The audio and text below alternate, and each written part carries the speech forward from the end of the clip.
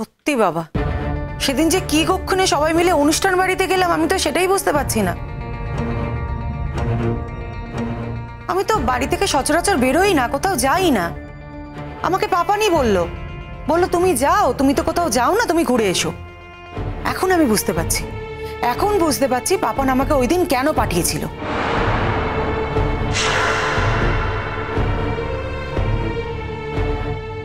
কারো ভালো করতে নেই ছোট ছোট, তুই কোথাও বেরোতে পারিস না, সারাক্ষণ বাড়িতে থাকিস। ছোট ঠাকুরপো যেদিন থেকে নেই তোর আর বেরোনো হয় না। তুই তুই একটু বেরোলে তোর মনটা ভালো থাকবে, তাই তাই পাপান তোকে বলেছিল। তুই এভাবে পাপানকে ফাঁসাচ্ছিস ছোট। ছি ছি ছি ছি ছি। এত কথা কেন হচ্ছে আমি সত্যি বুঝতে পারছি না। আমার ছেলের ওপর ঘটনাটা ঘটেছে, তাই আমি এত কথা বলছি। তোমার তো এখন আনন্দ, তুমি তো এই বাড়িতে ফিরে এসেছই আমাদের বাড়ির সর্বনাশ করবে বলে। জেঠিমণি, আপনি একটা কথা ভুলে যান নাকি ইচ্ছে করে ভুলে যান বা বুঝতে পারেন না আমি জানি না, কিন্তু এই দেশে আইন নামে একটা বস্তু আছে, আর থানায় যাওয়ার অধিকার আমারও আছে। আপনি যে কথাগুলো বলছেন সেই কথাগুলো বলে আপনি অপমান করছেন, আর দীর্ঘকাল ধরে আপনি এই কথাগুলো বলে অপমান করে এসেছেন।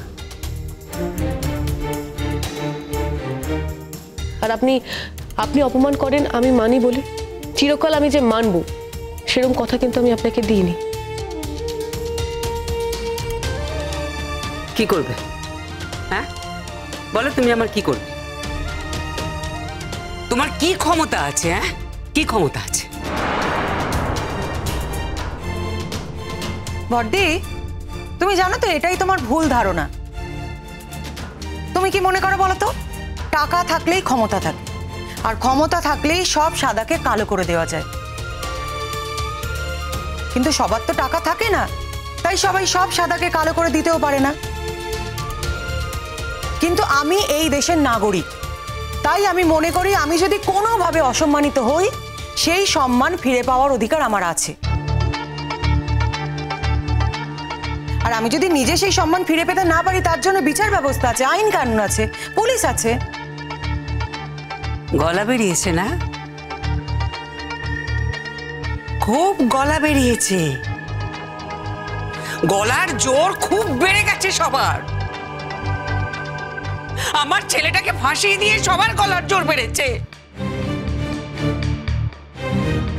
আসলে সবাই জানে তো শঙ্খকে তার জেঠু সমস্ত কিছু উইল করে দিয়ে যাবে।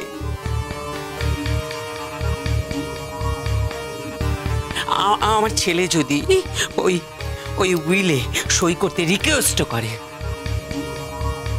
ও কোনো অন্যায় করেনি, কোনো ভুল করেনি, ও কি করে মেনে দেবে?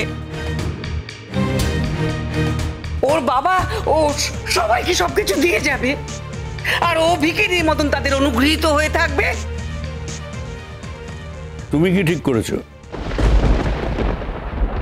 আমি যে কাজটা ঠিক করেছি সেটা এইটা, যে আমি আমার ছেলেকে কোনো সম্পত্তি দেব না।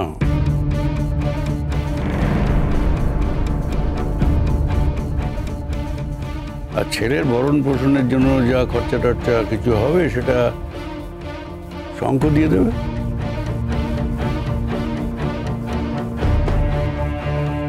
এই পৃথিবীটাতে জানো তো মানে অনেক। হ্যাঁ, শঙ্খর তাবেদার হয়ে থাকতে হবে তো ওকে, শঙ্খর অনুগৃহীত হয়ে থাকতে হবে। শঙ্খর সামনে ও সবসময় হাত জোর করে থাকবে,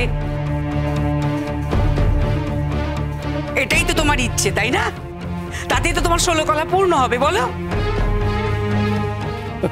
হাত জোর করে তো আমার কাছ থেকেও নিতে হবে। ও তো নিজে কিছুই করেনি, তাহলে আমার টাকাটা ওর উত্তরাধিকার সূত্রে যাই পাক না কেন, সেটা তো আমারই দয়ার টাকা ছিল। আমি দয়া করে দিলেও পেত, আমি দয়া করছি না তাই ও পাচ্ছে না। দেখো, যারা আমার প্রতিষ্ঠানকে সাহায্য করেছে, যারা আমার প্রতিষ্ঠানের মান সম্মান বজায় রেখেছে, আমি তাদেরকে দিয়েছি।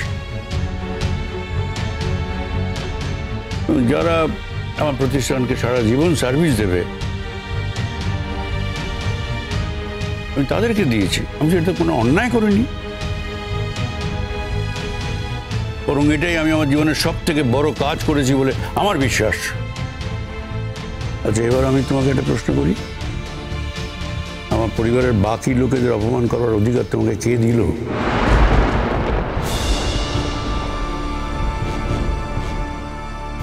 ও, এখন সবাই পরিবারের বাকি লোক। আমি নই, তাহলে আমি কে? বলো বলো, আমি কে? আজ সবার সামনে দাঁড়িয়ে তুমি আমাকে এই অপমানটা করতে পারলে? আমি তোমার কেউ না।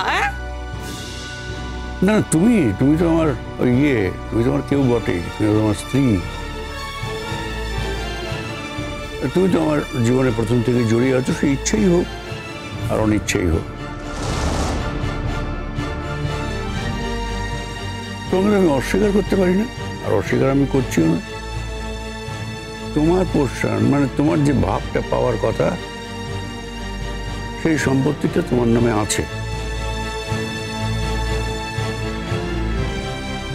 তোমার যদি কষ্ট হয়, তোমার যদি মনে হয়, তাহলে তুমি তোমার পোর্শন থেকে যে ভাগটা পাবে সেটা তুমি তোমার ছেলেকে দিয়ে দাও।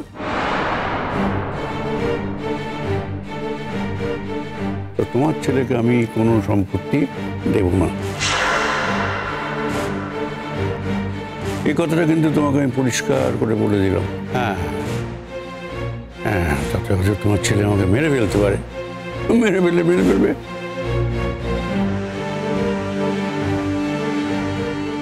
আমি তো এমনিতেই মরে যাব। আর আমার মৃত্যু ভয় এমন নয় যে মৃত্যু ভয়ের জন্য আমি আমার পরিবারকে পথে বসিয়ে দেবো। জেঠুমনি, আমি ঠিক করেছিলাম আপনি আমাকে যে অংশটা দিয়েছিলেন সেই অংশটা আমি গরিব দুঃখীদের মধ্যে দান করব।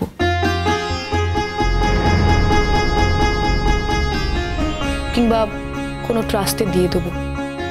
সেই জন্য আপনার একটা চিঠির বয়ান লাগতো। আমি বলবো করছিলাম, কিন্তু তার মধ্যে আপনার ছেলে এই ঘটনা ঘটিয়ে বসে।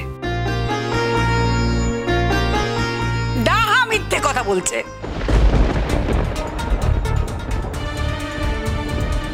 জেঠিমণি, আমি নিজের চোখে দেখেছি। তার মানে তুমি আমাকে মিথ্যাবাদী বলছো?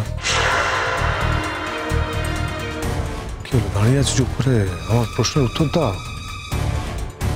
তুমি দেখেছো শঙ্খ? বলো, তুমি কি দেখেছো? তুমি দেখেছো পাপান ওর ঘরে গেছে, কিন্তু পাপান কি বলতে গেছে, ওর সঙ্গে কি কথা হয়েছে, সেটা কিন্তু তুমিও জানো না, তুমি দেখোনি সেটা।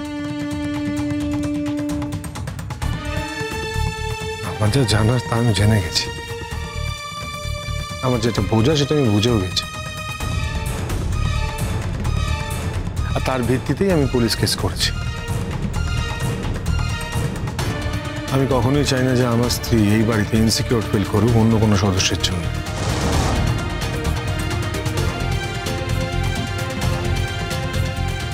তার মধ্যে আপনার ছেলে আমার ঘরে ঢুকে এই কাণ্ড করে বসে, আপনার একমাত্র ছেলে।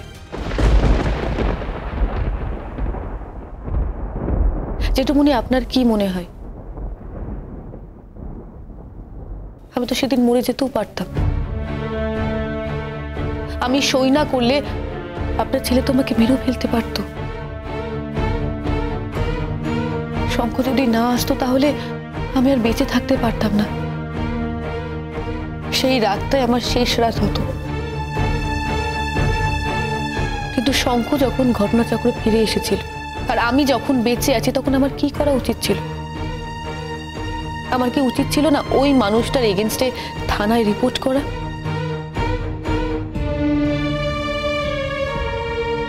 কারণ আমি জানি আমি ওর কাছে সিকিউর না। ও এরপরে যে কোনো সময় আমাকে বিপদে ফেলার চেষ্টা করতে পারে।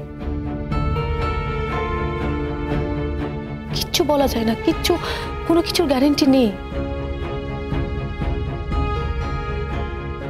মোহর, মোহর তুমি একদম ঠিক কাজ করেছো। এটা যদি তুমি না করতে না আমি করতাম, আমি গিয়ে কমপ্লেন করতাম। ছোট ছোট তুই এই কথা বলছিস? বাবা বাবা বাবা, এতদিন তোদের দেখে এসেছি না, তোর মেয়ে দুটোকে তো বড় করে দিলাম, তার প্রতিদান তো তুই এটাই দিবি। খুব ভালো, খুব ভালো। কি ডাকে মোহ